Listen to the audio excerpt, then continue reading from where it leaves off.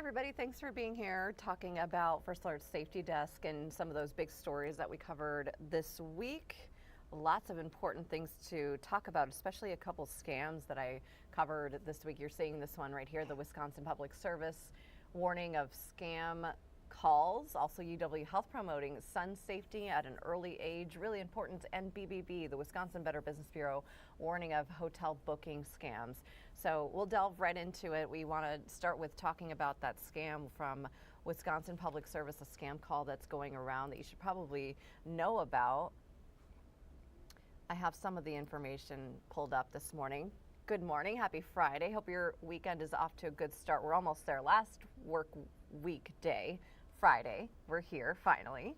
Let's talk about that WPS scam right here, the scam call. So we're getting reports that these scammers, I should probably put that as scammers. I'll fix that. Okay, so the scammer is calling and disguising themselves as the utility company, as WPS, that's first and foremost, and the call is promising customers non-existent refunds in exchange for sensitive information, your private information, so you want to watch for that. The scammers telling people they will get a $50 refund on their bill. They're also asking for you to give them your credit card number. You don't want to do that, so be mindful of this because WPS, Wisconsin Public Service, does not require customers, you, to provide a credit card number of any kind to get back any credits or refunds that they might owe you. So that is on our website, WBAY.com. You can click on that and read a little bit more about that scam. But if you see anything like that come across, or if you get a phone call like that, just ignore it and maybe even report it to WPS so that they know that it's still happening.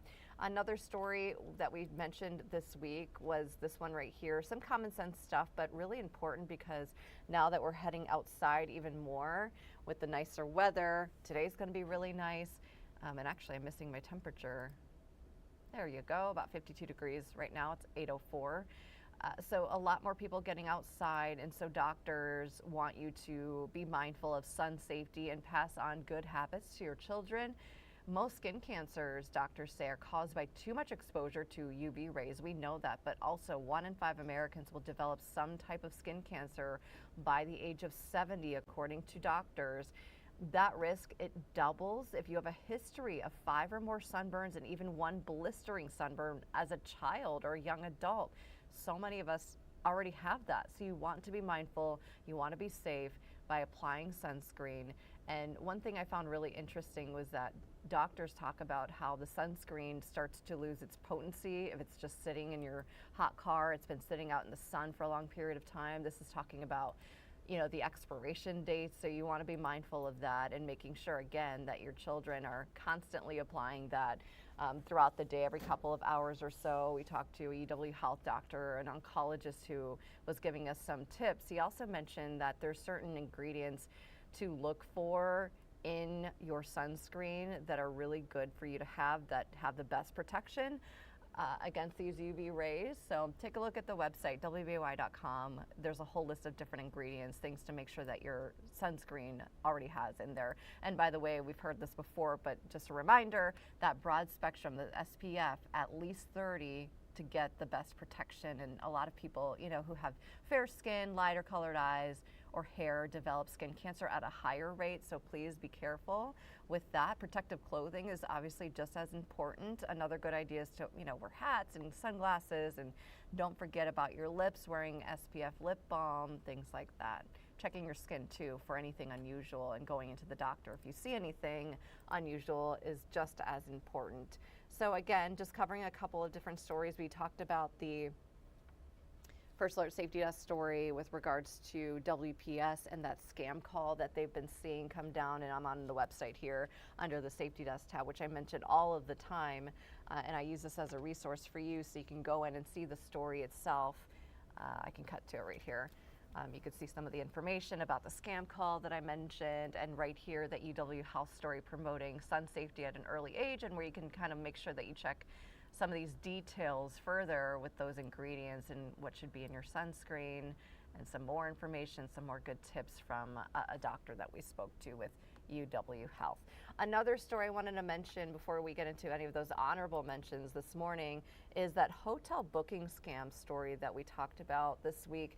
Wisconsin Better Business Bureau warning of this. It's going around right now because it is that time of year. A lot of people planning their vacations for the summer. No, the kids are getting off school. A lot of kids out this week, in fact today. So make sure you're paying attention and only booking your hotels through official websites. Look closely at the URL because it could be really misleading. A lot of these scammers make those sites to be very legitimate looking, but they're not. Make sure that the URL, the website address in your browser is official. Make sure it's also an agency, maybe a booking agency that you know and trust. Watch for those misleading ads. And what's really important too, what we talked about this week, is to look at search results carefully. So if you, for example, Google a hotel, it's not always legitimate just because it's the first result that you see at the top of the page. Anybody can pay to boost their results, so we want you to be mindful of that too. And some tips on WBAY.com under the safety desk tab with regards to that hotel booking scam.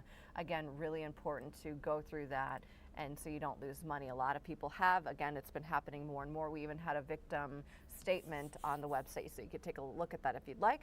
Some other honorable mentions, we'll cut back to the website under the safety desk tab here. Covered a couple good stories today too. We did this story right here talking about smartphones improving a teenager's mood, believe it or not. We talk so much about different studies with regards to mental health in teenagers and technology, about obviously how much too much can impact their sleep, which is a domino effect. It impacts their mood and so many other things. This study by a UW Health researcher, he's a research associate, his name is Matt Munich. He said he wanted to update past research basically that shows a more negative impact of technology on teens. He wanted to see if there's actual good with this technology, and he did the survey. He texted these teenagers, well actually it was 12 through 17, so kids from all over the country and teenagers.